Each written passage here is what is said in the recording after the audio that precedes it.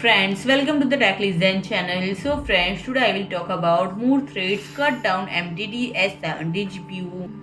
So friend, it is the world's first PCIe Generation 5.0 design and the graphics card had some decent specification, but the software ecosystem was severely lacking, with the graphics card barely being faster than NVIDIA GT 1030 in gaming and AI performance, and also being quite lackluster despite from heavy emphasis on DNL and M performance.